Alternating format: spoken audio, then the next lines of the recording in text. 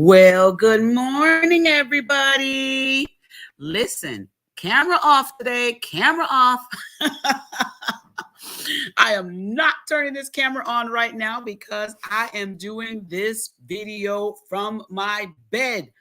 But it's so important. I wanted to reach out to y'all today, have a little chit chat, a little quick conversation to all my church fellow people. Listen, I got something I want to talk to y'all about. I made a post yesterday and it really sat with me because I want people in church to get this walk with Christ and telling people about Jesus Christ right. So I made this post because I'm noticing there are a lot of people that are more inclined to be more concerned about their title, their church title, what they've been ordained per se to be or said to be, or all that. They're more interested in keeping that than they are about really doing the true work of Jesus Christ. Now, this is according to my thoughts, okay? So I wrote this post. I'm going to put it on screen real quick. Let me go ahead and show this real quick. It says, I just thought I would let all y'all church leaders know that when we all go to heaven, all your titles will remain on earth. Sorry, but somebody had to tell y'all. Now, I meant this in a humorous manner. Of course, y'all know how I am. You know, I do the giggles and chuckles and all that. But I also wanted to do this. I want to let people become more aware that church titles are beginning to be a bit much. And I don't think y'all are really trying to realize the impact it's having on people who really are not following Christ, the people who are not really looking to be interested in Christ anymore, because so many people with church titles have pushed them, other people, away from church. We have to understand that when we are trying to bring people to Christ, sometimes we just got to come in our simplest forms.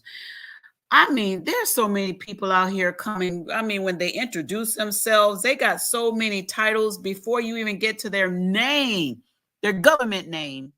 They don't gave you about 10 titles in front of it. I'm the Reverend Bishop, Pastor, First Apostle, Prophetess, Evangelist, Minister, Gospel, Edward James. Come on now. Just come to people in the simplest form so people can get a realness from you. Right? I want to show you something that I found today in the book of Revelation. And I'm trying, like I said, I'm trying to help some of y'all. All right. So here's something that I found. This is in the book of Revelation. All right. The book of Revelation. This is Revelation chapter 22. Chapter 22.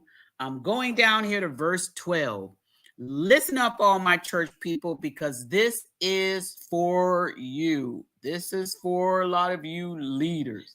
Okay. This is for y'all leaders. Okay. It says this in verse 12, and it's in red. Y'all see it in red? So all y'all Bible scholars, y'all know this means that Jesus is talking. Jesus is talking to the people. All right. So it says here, look, I am coming soon. My reward is with me, and I will give to each person according to what they have done. All right. I am the Alpha and the Omega, the first and the last, the beginning and the end. Blessed are those who wash their robes, that they may have the right to the tree of life and may go through the gates into the city. Outside are the dogs, those who practice magic arts, the sexual immoral, the murderers, the idolaters, and everyone who loves and practices falsehood. I, Jesus, sent my angel to give you this testimony for the churches.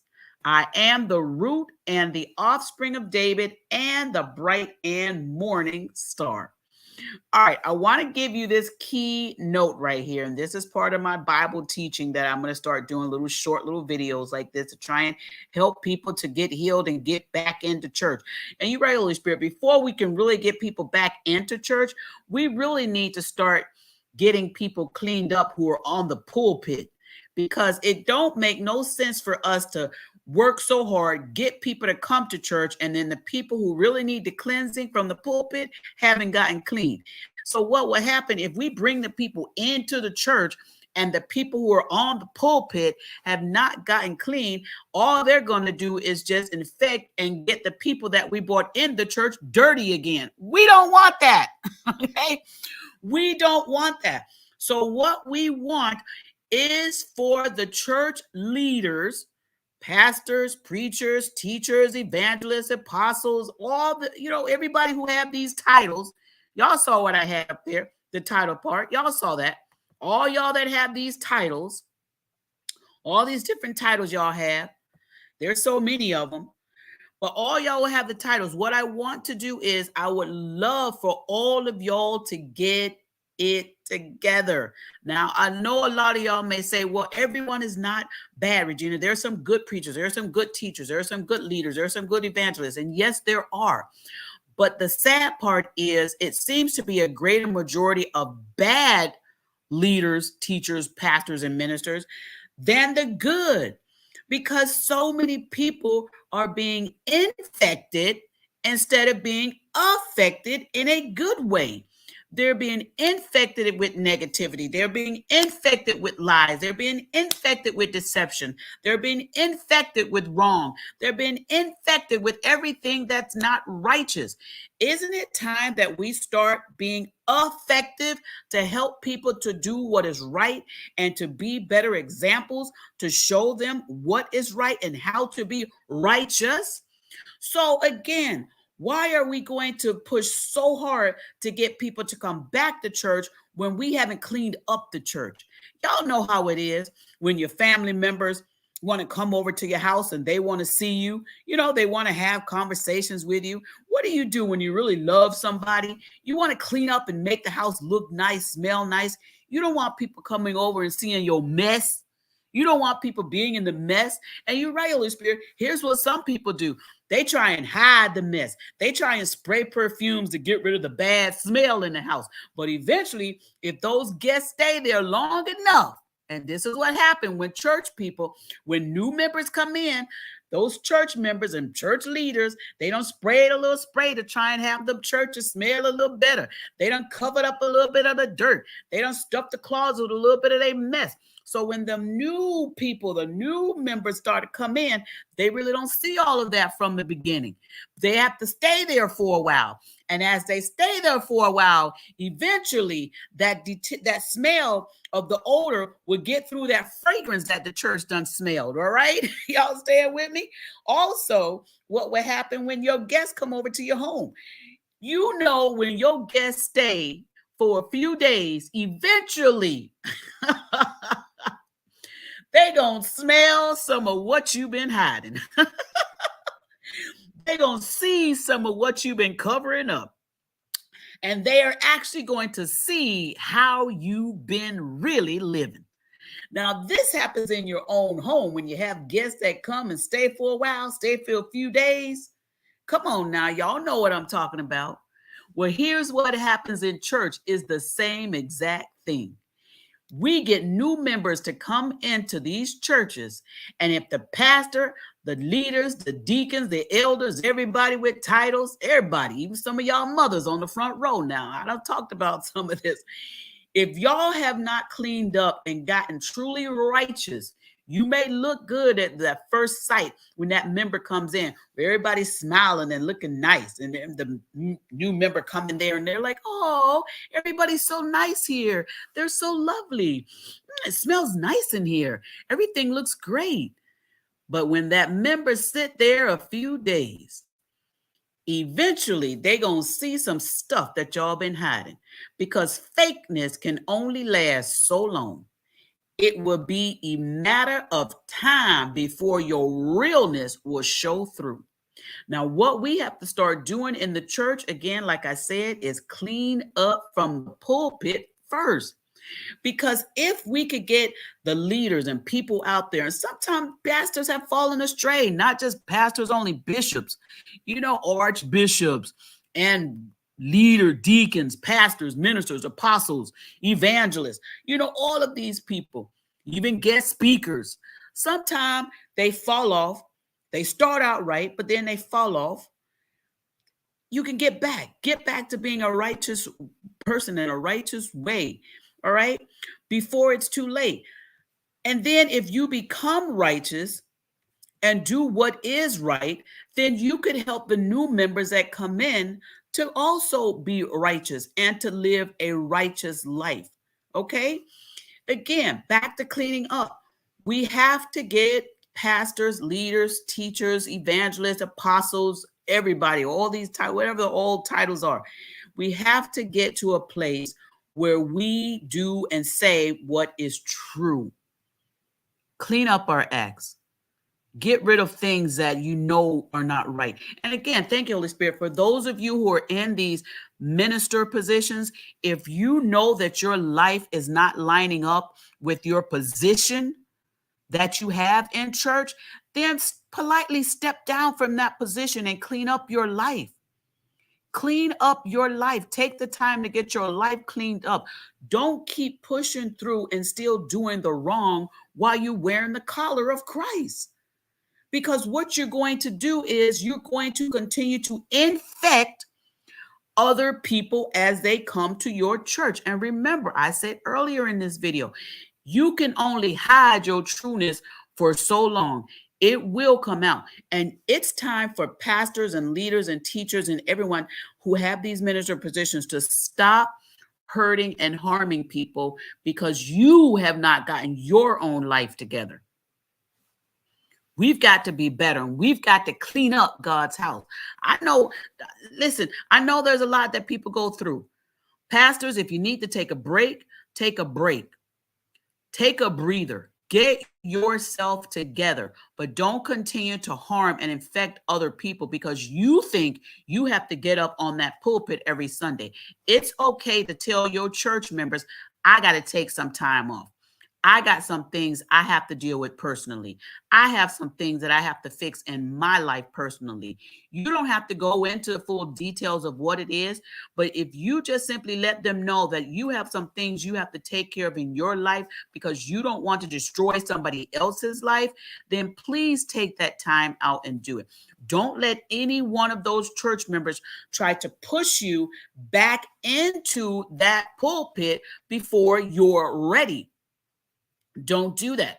And members, don't try and push your pastors back into a pastoral position if they said they need to take a break. You are not to be selfish when it comes time to your pastor needing healing. We have too many of church members that are so selfish. A man or woman of God who's been a leader and is under so much press and stressor and going through stuff in their life, tell their congregation they need a break. And then the church members are, oh no, pastor, don't leave us. Don't leave us. We need you. We'll just work through it. No, let them take that break because you may not be the one that they have been infecting. Come on now. But that person they have been infecting also needs healing. So we've got to get this thing right. So before we try and push and get everybody to come back into the church doors, let's get at least the pulpit cleaned up. And then we can work our way on down to the member chairs, okay? Everybody somewhere in some of these churches may need some cleaning and some healing done. So that when we get people who have been hurt already, and mind you, there's a lot of people who've been hurt in churches. They don't want to step foot back into another church.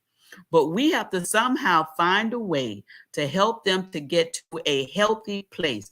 And when we get them to a healthy place where they're comfortable enough to come back into a church, then please, let's make sure that they're comfortable enough to stay in that church. And that's going to take us understanding that all of us need to do what I call a self-spiritual checkup. It's time for all of us to do a spiritual checkup on ourselves and see if everything is the way it should be. I think everybody needs to do that. Not just the leaders of the church, members of the church. Members have been a big thing to drive other members away from churches. Sometimes it's not even from the pulpit. It can come from the members. So we have to understand that we have a lot to do, churches, to clean up. I want to see churches filled with members again. I want to see churches packed with joy and happiness again. I want to see people shouting for real, not the fake shouts, the real shout. I want to see all of that again. But until we get to a place where people can not only feel happy and be happy, we have to get them to a place where they are truly happy. And that means we have to look out for one another, and let's do our part to make sure that spiritually we are where we're supposed to be. So again, I'm going to take you back to Revelation chapter 22. Revelation chapter 22. I'm going to read on over here. I'm going to go to verse 12. I'm going to go to verse 12. It says, look, I am coming soon. This is from Jesus. He's saying, I'm coming soon. My reward is with me. He's got the reward with him. He says, and I will give to each person according to what they have done. He's saying, I know some of y'all got these leaders and these collars and these titles on you. He says, but really, I'm not even sure if Jesus is saying all y'all have done enough to really even afford the collar that you got. Some people may have won one person to Christ and not ever stood on the pulpit when they did it, and they may get a greater reward than somebody who's been on the pulpit all their life. That's just facts and truth. That is just, let me tell you. He says, I will give to each person according to what they have done. Verse 13 says, I am the Alpha and the Omega. This is what Jesus is saying. He says, I'm the first and the last. He says, I am the beginning and the end. Jesus is letting y'all know who is really in charge. Some of y'all pastors out there think that y'all the one that's in charge. Y'all think that y'all the one that did all this. Jesus letting you know right here in Revelation chapter 22, verse 13, he's letting you know he is the real one who's in charge. Then it says in verse 14, blessed are those who wash their robes. He's letting y'all know, some of y'all who've been out there doing wrong, but y'all learned, okay, I'm going to have to clean myself up. I'm going to have to get myself wiped up clean. I'm going to have to get myself together because I know I've done some wrong, but it's time for me to clean up my robe. It's time for me to get my life cleaned up. Y'all, when y'all know that y'all have done some stuff, but y'all clean yourself up and then y'all go on that road of righteous, Jesus said, blessed are y'all. Y'all are the ones that's blessed. Y'all are the ones that are out here, taking care of God's business. He knows that there are going to be times in our lives, especially leaders' lives, where people may fall and people may stumble. But what Jesus is saying is, okay, get up, clean up, get your act together, and be about the Father's business. He says here again in verse 14, blessed are those who wash their robes, that they may have the right to the tree of life. You can't come to God unclean. If you want to come to God with truth, you will probably get access to what God has for you. But he's letting you know right now, you got to come to him clean. And no matter how many of you church pastors that you have led people to Christ, if you yourself haven't gotten your life cleaned up, guess what? You're not going to live in that righteous state that God has for you, that life that God has for you, that afterlife that God has for you, because you yourself have not gotten clean. Verse 14 again in Revelation 22, blessed are those who wash their robes, that they might have the tree, that they may have the right to the tree of life and may go through the gates into the city. Verse 15 is a warning. It says outside, speaking outside of the city, outside are the dogs. Come on now. I don't think Jesus was talking about the literal bow wows with the wagging tails. I don't think Jesus was really talking about that part. Oh man, he probably would have said the cats too, but he ain't said it. He said the dogs. He letting y'all know just how low he think of some of y'all. Now that's something right there. That is something. He said outside are the dogs, those who practice magic arts, the sexual immoral, the murderers, the idolaters, and everyone who loves and practices falsehood. He lumped y'all all in there together. All y'all in there together. So the idolater can't look at the murderer and say, well, I'm getting into the kingdom, because no, you sitting right there next to the murderer and the idolater. Y'all sitting right there together. The one who practices magic art, y'all sitting all right there together. Those who consider, those who Jesus considered dogs, you right there with the murderer and the idolater. And listen, all y'all that practice all this falsehood, all y'all preachers and teachers out there that's teaching and lying on these pulpits, y'all part of that practice and the falsehood. Y'all part of that category. All y'all that's out there trying to say these verses and scriptures to fit your own personalness so you can use it and take advantage of members, y'all part of that falsehood. Y'all sitting right there next to these murderers and these idolaters, these sexual immoral, and these people that practice arts, magic arts. Y'all all are right there together. He's giving you a warning. Jesus is giving you a warning. He's giving you a warning. And here's what he's saying in verse 16. I, Jesus, have sent my angel to give you this testimony for the churches. He said, I'm giving you this testimony for the churches. He didn't even say this is for the non-member. He didn't say that. He didn't say this is for the people that don't believe. He didn't say that. Jesus said in Revelation 22, verse 16, he said, I, Jesus, have sent my angel to give you this testimony for the churches. All this that he spoke of up here, talking about the sexual immoral, the murderers, the idolaters, and the people that practice falsehood.